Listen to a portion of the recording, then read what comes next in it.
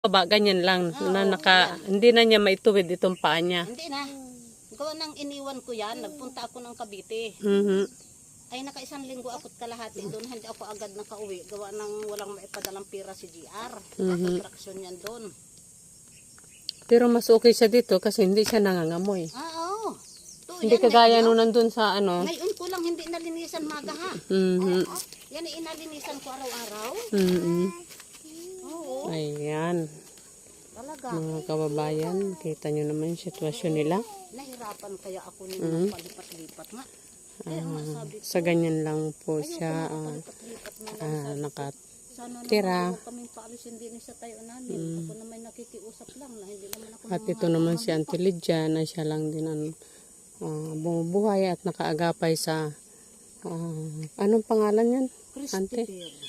Christopher. Christopher? Oh, Christy. Ni Christy.